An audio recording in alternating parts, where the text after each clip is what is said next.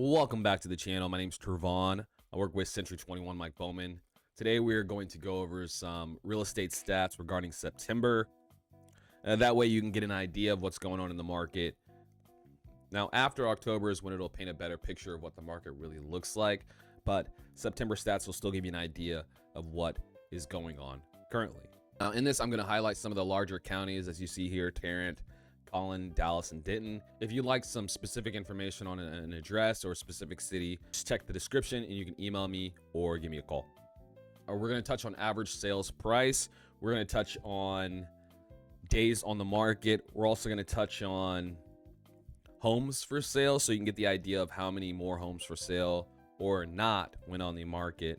We're also going to touch on homes for sale, which will give you an idea of how many homes came on the market this month. Are we above pace? Are we behind pace? We'll be able to find out. First county we're going to start on is Tarrant County. So we're going to touch over the average sales price. So as we see here in June, the average sales price for Tarrant County was $457,000. In July, it went down to $452,000. In August, went down again to $433,000. And now it looks like it's pretty much stabilizing. In the month of September, the average sales price for Tarrant County was $429,000. Okay, next county we're going to touch over is going to be Collin County. So Collin County, we get to June. Collin County, average sales price was $589,000. In July, the average sales price was $576,000. August, it actually went up to $579,000. And now down about 3% to $552,000. So I think that will probably flip here, but it correlates with the school season. Okay, so Dallas County in June, we had an average sales price of $513,000. Went up quite a bit in July to $576,000, and now dropped back down to $511,000. And then September, up about 3% to $535,000. Denton County in June, average sales price was $587,000. In July, the average sales price was $578,000.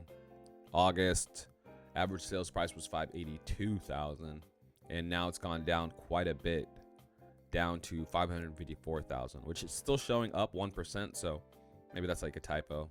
So now we're going to touch over average days in the market just to give you an idea of how long homes are sitting, so you can get an idea of how long homes are typically on the market right now. So back in June, the average days on market in Tarrant County was 39. July was same. August, it went up 2 days to 41. September, it's gone up to 48. So average days on the market in September for Tarrant County was 48 days, which is pretty fair. I know most people are saying if it's more than 90 days, it's a buyer's market. So we're pretty even.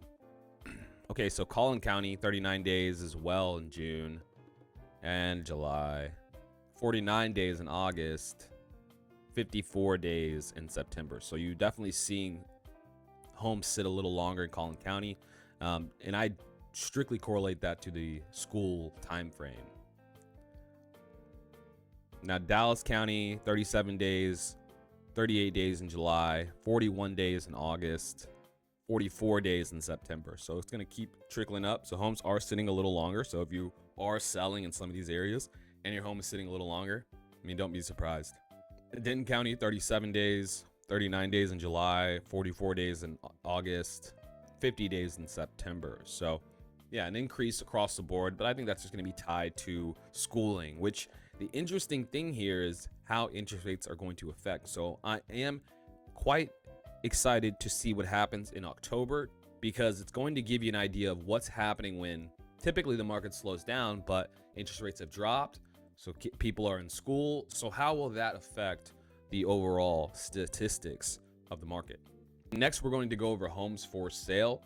So you're seeing a steady climb over time, which is what you want to see. The growth that's coming into the DFW marketplace is gigantic. So back in June, we had about 6,000 homes for sale at one point in Tarrant County. went up about 300 in July, a couple more hundred to 6,655 in August. And okay, so it's kind of tailed down in Tarrant County, down 100 in September. So that is still very strong growth considering the time frame. So there's still a good amount of homes for sale, but it really is correlating with the school's scheduling. Okay, Collin County had 4,600 homes for sale in June, 4,900, so went up about 300 in July. Stayed around the same in August, and has stayed the same pretty much in September. So steady amount of homes for sale. In Dallas County had 6,300, went up about 300 in July, another 100 in August, and steadily climbing again in September. So you are seeing more homes get listed in Dallas County, even though it typically is a slower time. So June, Dayton County had 4,000 homes for sale, and majority of these are going to be new construction. A lot of these are going to be new construction. Denton County, 4,100, 4,200, 4,200. So yeah, stayed pretty much the same, Denton County, but you want to see that number continue to trickle up as inventory is going to continue to rise. What will be interesting to see is, will this affect us more, or will we just see more opportunity for buyers, because the amount of people coming still is not outweighing the amount of homes for sale. Quickly, I'm going to go over the closed sales just for August and September through these months, just to give you an idea. So August is typically when school starts. So August in Tarrant County, we had about 1,900 homes sell. September, about 300 less. Collin County, we had 1,400 homes sell, about 200 less.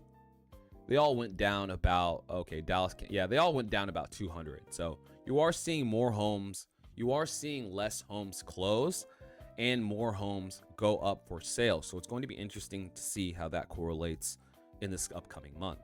Last stat I'm going to touch over briefly is going to be showings per listing. So this is just going to give you an idea how many showings you need before someone puts a contract, or typically before the home goes under contract. So what I find interesting about this is in 2022, lot more time. You had to do a lot more showings to get a bite. Now, even though interest rates have doubled since this time, the amount of showings you need before you go under contract typically is a lot less.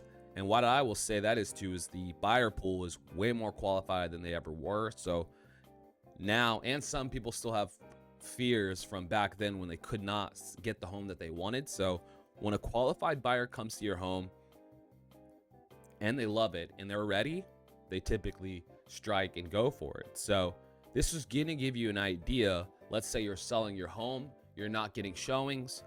This is going to give you an idea of how many showings you need if you're based in these areas specifically. I can show you other stats, but this is going to show you how many listings you typically need before you can go under contract. So if you're not getting the amount of listings, or if you're not getting the amount of showings you're wanting and needing, you're most likely going to have to reevaluate either your listing price, marketing information, or probably both. But overall, I mean, this is just to indicate that, you know, truly the market is very, very strong. Can't forget, you've got other cities like Flower Mound, Denton, Bedford, McKinney, Allen, Frisco that are all ranked in the top 50 in the US for growing markets. So what we have coming to the DFW Metroplex is very exciting. If you'd like more information based on a specific area that I did not cover, shoot me a call, shoot me a text, and I'd love to show you more information regarding whatever question you have. Again, if you made it this far, I really appreciate you watching. My name's Trevon, and I work with Century 21 Mike Bowman, and I will see you guys in the next video.